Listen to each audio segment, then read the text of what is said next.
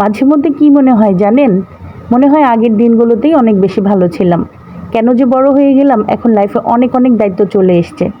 আসসালামু আলাইকুম everyone, this is me Sonia and welcome back to my another blog. কী অবস্থা সবার? আশা করছি সবাই সুস্থ আছেন, ভালো আছেন। আলহামদুলিল্লাহ, আমিও বেশ ভালো আছি। সকাল সকাল বাইরে প্রচণ্ড রোদ, বাচ্চাকে মাদ্রাসায় দিয়ে এসেছিলাম। তো এসে একটু ঘরটাকে একটু গুছিয়ে নিচ্ছি। আমি দুটো ফুল কিনে এনেছিলাম গতকালকে, সেগুলো একটু সাজিয়ে নিচ্ছি। ফুলগুলো দেখতে ভীষণ সুন্দর, বিশেষ করে এই গোলাপ ফুলটা এত বেশি ভালো লাগছিল। আর এটা একদম ছোট, খুব কিউট একটা ফুলদানি। এই ফুলটা আমার কাছে খুব ভালো লেগেছে, এটা আমি আমার টি টেবিলের উপরে সাজিয়ে রেখেছি। তারপর বাচ্চার যখন ছুটি হয়ে গিয়েছে তখন মাদ্রাসায় চলে গিয়েছি ওকে আনার জন্য। তো বাচ্চা ঝালমুড়ি দেখে বলছে ঝালমুড়ি খাবে, ওকে ঝালমুড়ি কিনে দিয়েছি। আর আমি এখানে আমার পছন্দের ফল দেখে কিনে নিচ্ছি কদবেল, আমার কাছে খুবই ভালো লাগে।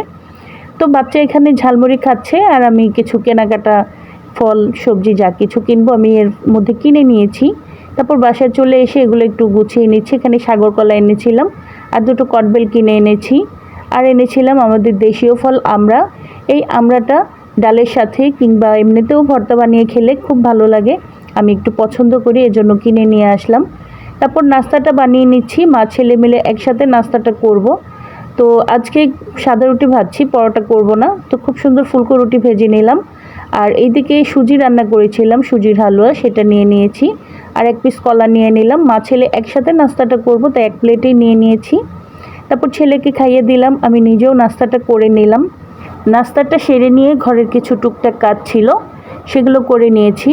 তো গতকাল আমি এইটা কিনে নিয়ে এসেছি, এনে তারপর দরজার কাছে টাঙিয়ে দিলাম। এটা আমার কাছে খুব ভালো লাগে দেখতে, এটা যখন বাতাসে শব্দ করে আমার ভালো লাগে। আর এই লাভ পর্দাটা কিনে এনেছি, আমি রেড কালারেরটা খুঁজেছিলাম, সেটা পাইনি, এই বেগুনি কালারটাই পেয়েছি।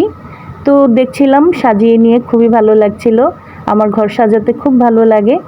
আর রান্নাবান্না করেছি আজকে, রান্নাটা শেয়ার করলাম না এখানে। আমি বাইং মাছ ভুনা করেছিলাম আমার জন্য, আর বাচ্চাদের জন্য পাঙ্গাস মাছ ভুনা করেছি, ডাল ভুনা করেছিলাম। আর এইদিকে কচু রান্না করছি। আজকে দুপুরে এগুলো দিয়েই খাওয়া দাওয়া করেছিলাম। তারপর বিকাল দিকে বাচ্চার আবদার, ডিমের খোসা জমিয়ে রেখেছিল, ও বলছিল আমি যেন এটাতে ওকে একটু পেন্টিং করে দিই।